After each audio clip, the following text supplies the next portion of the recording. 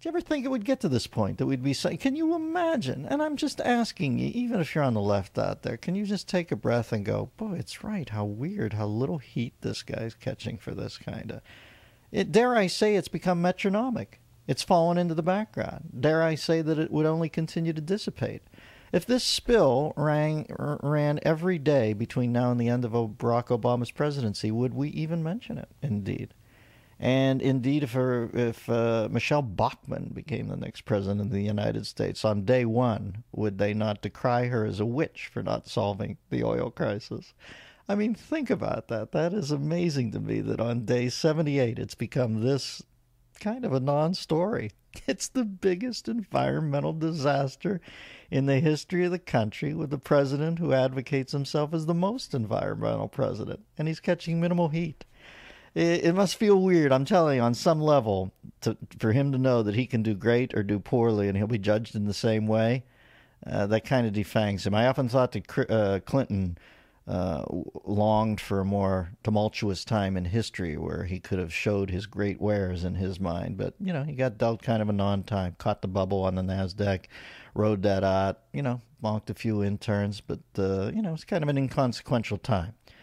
And he was okay at it. But I think that always bugged him. And this guy, it's sort of a gilded cage where, you know, he's 78 days in, and this oil thing continues to just spew oil. Nobody's that freaked out. Nobody's expecting much out of him. Indeed, he just got voted the 15th best president by historians at noted universities. And maybe if it runs for another year, it'll move up to 12. That's its own fresh hell, as Dorothy Parker used to say. 866-509-RANT, 866-509-7268. We touch Indians with Nancy in Austin, Texas. Nancy, what's up? I was just going to ask you, why does Obama always assign blame before he tries to solve a problem, like with the oil spill? And Bill Clinton even said he would try to use every resource possible, but our president just assigns blame. He's a debonair hack. How's that? I think he's a hack. I think he's a quintessential politician. They painted him as a visionary, and all he knows how to do is to point fingers. That's just the truth of it. You know, when Skip Gates gets rousted out of his house in Boston, he points fingers at the cops reflexively. He's pointing fingers at BP here. Now, I want somebody to step to the fore and tell me I'm wrong here. But what really is this guy doing about this oil spill? Nothing. Nothing. You know why? Because he's a goat herder on the bureaucracy. That's what he is. That's what the job of the Democratic president is. You got like 55 disparate groups that you have to cater to, little niche markets, and you have to keep them all on the trail. And therefore, when you go off to get the stray who's whining about this or whining about that, you miss the core mission, which is putting the well and capping it. And let's just say we're at day 78 now, and they're going to tell you that it's a 3-month process to get a well ready to siphon it off. Well, then on day 2, there should have been a drilling on a well right next to it while all these other things were tried piecemeal. But the core should have been the background. The baseline in the background should have been building this other well right near it so it could be capped at the 90th day. We'd be 12 days out. I'll be intrigued to see if, after being told it would take 3 months to drill another well, if 12 days hence this thing's off, if it's shut off. I don't think it will be. And guess what? I don't think it matters anymore. I think this guy's going to skate. We found out the key to solving all our environmental problems is to elect to a guy who couldn't be excoriated for it. It has nothing to do with the nuts and bolts of it, the shutting the well, the solving the planet, the deheating the planet. All that doesn't matter. There's your fix. You just elect the right guy, and they're not problems anymore. Danny in Texas. What's up, Danny? Dennis, welcome back. Great to have you back, man. Nice to be back, Dano.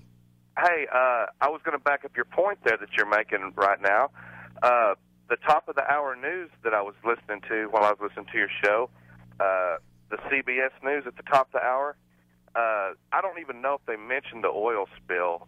It was so far buried. Nah, it's a non-issue now because we've got a great president now.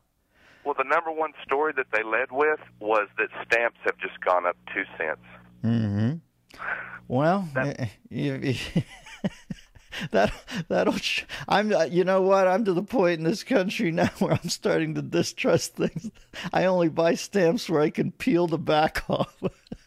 It's like George Costanza's bride in the Seinfeld episode. I'm not sure I trust the stamps anymore because this thing appears to be going to a hell in a handbasket. And you know what it's gotten our president?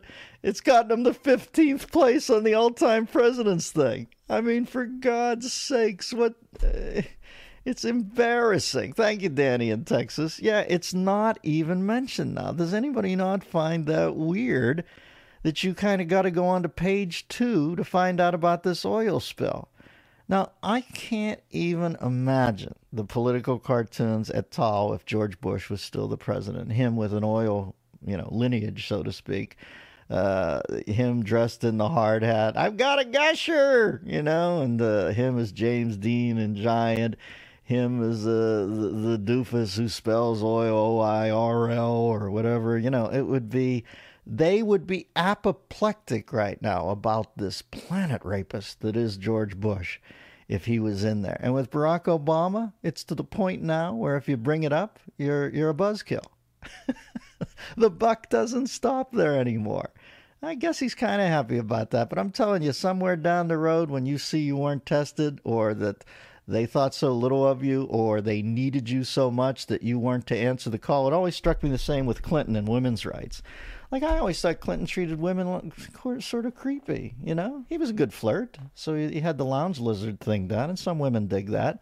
But his wife, he seemed to put her through a lot of public shame.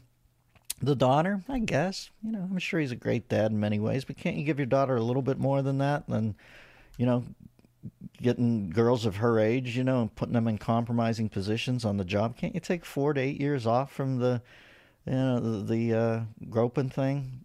And so I always thought he was weird with women, or the way he would try to devastate women who came out against him. You think they wouldn't have pushed that little girl into a nervous breakdown if she didn't say, hey, guess what? You can stop all this. I saved the dress. Do you notice how the next day that all zipped up?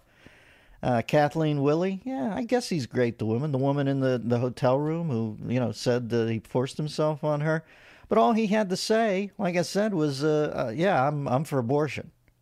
And he was pro-woman. That seems so weird to me. He got a carte blanche from women from there on in. All that stuff about oppressive use of force and inequitous use of power in the workplace. Do you see how that fell away when the intern came up? I mean, all that stuff that feminists live and die for went out the door because the right guy in their eyes was the president. And now, environmentally, this guy's got his bona fides, and the right guy is in there. He'll never, and that is an odd Kafkaesque equation that the right guy means that the environment can now go to hell in a handbasket and nobody's going to care. It was never about the environment, was it? It was about turf, but it was more about ideological turf than sacred turf. I find that fascinating.